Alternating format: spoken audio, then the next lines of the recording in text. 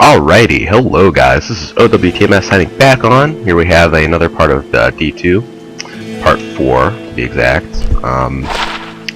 So, I may have mentioned last time that I would start off at the cave, when in fact, I kind of forgot about the key element in this game, is that you start back at your, the starting encampment when you start, when you basically save and quit, and then re-enter the game.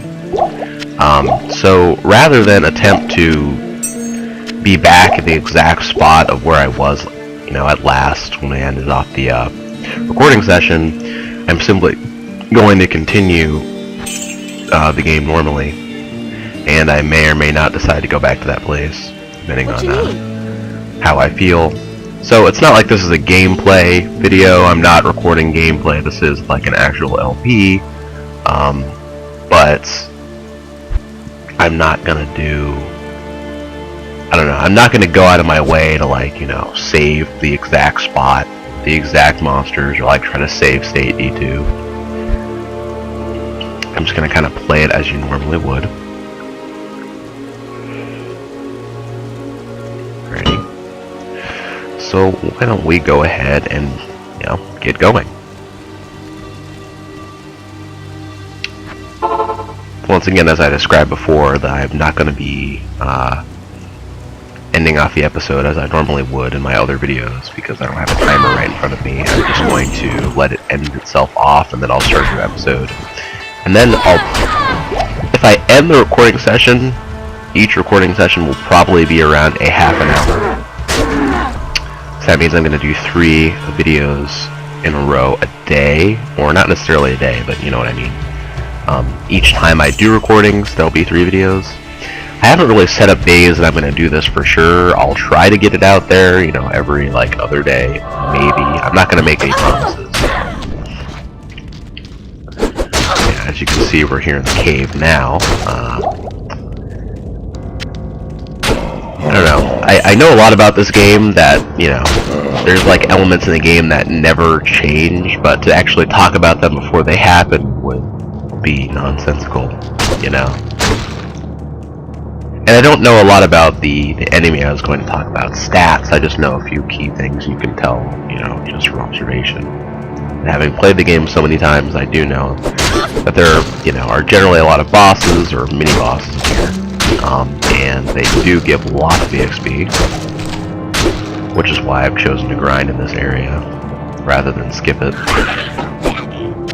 Which I could have also done, because there's no quest for getting to this area, as you may already know if you played the game before. And you can also kind of tell that just by looking at the quests, that none of them describe a cave of any sort. And once again, if you're familiar with the game, I don't need to tell you the stuff. Basically, in each area there's a little cave you can go to, or some kind of miniature area. That's true for the first act. Not necessarily the second one, and the third one, that's also kind of true. I'm not going to make any claims as far as there's generally little miniature areas that you can go to. For all of the areas in Act 1, there is a cave, all of the grassy areas, Obviously, once we get to the monastery, there's not going to be any, but if you haven't played the game before, well then stay tuned for what the monastery is. Obviously, if you know what a monastery is, you can probably have a guess. It's basically where the boss, pertaining to the end of the of Act 1 is, essentially. I'm going to put some more points in the strength. Let's see. I guess we'll go for some more claw mastery. I do like damage and critical hits. That is true.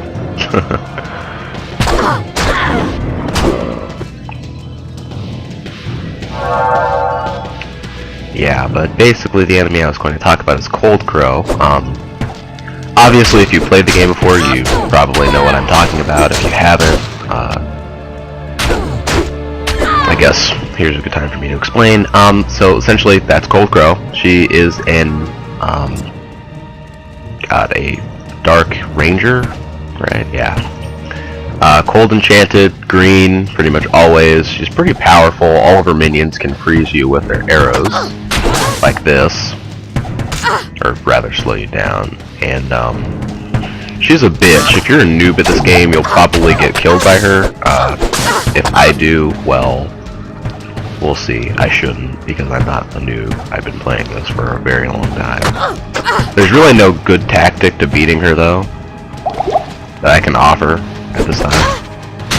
I just kind of run around, try to dodge arrows if you can. Normally I'm a little better, but I guess it kind of depends on how powerful you are, what class you are. You know, if you're an Amazon, this is a bit easier because you're not fucking up close trying to do this shit. You already have like cold arrows by now.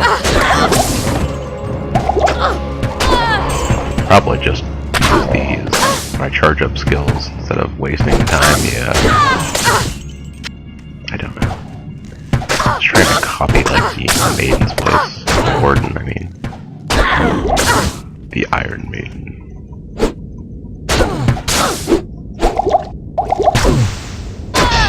There we go. Okay, well, as I said, she's kind of a bitch. Very annoying. Wow. That's a nice dagger, except you can't... I verified it, you cannot dual wield daggers in this game. I don't know what I was talking about. I was watching an LP of some kind where I thought they were saying that you could dual wield daggers, and I was like, I didn't know that. Of course, I mean, I've never tried that with a, you know, an assassin, because I just assumed that wasn't true. And it wasn't.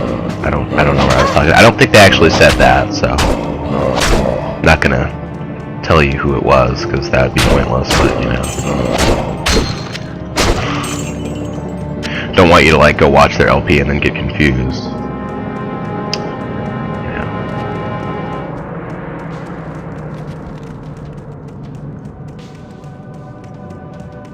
But yeah, since I've killed Goldcrow, there's not really any other enemies here that I can think of that are actually difficult. That's pretty much what I have to say about that. There really aren't a whole lot, to be honest.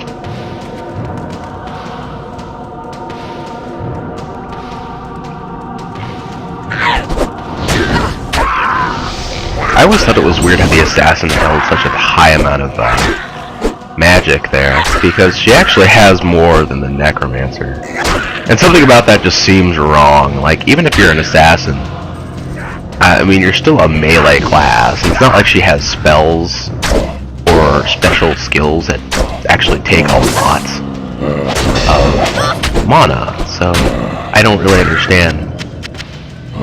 I mean, now on the upside, you can pretty much never run out of mana when you use charge up skills, especially in the beginning.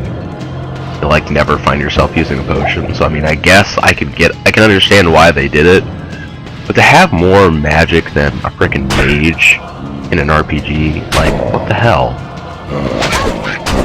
That makes no sense to me. Oh, by the way, the little trick I told you about, where you can swing both guitars when you like press when you right click, and you'll get 2 orbs, isn't actually true with the first charge up skill, if you know what I'm talking about. It's like when I told you that you double swing. That's not actually true for this particular one. For some reason, I don't know why, but it's true for all of the other ones. I have no idea why that is. It's just, you know, you can only do it with one. I don't know. They just got lazy, I guess. I don't know.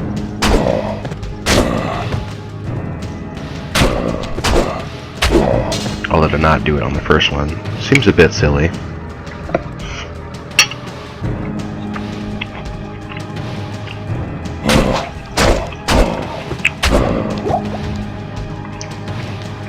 You can hear me chewing right now, it's because I'm eating breakfast. I am overburdened. In case you were wondering, you're not going crazy.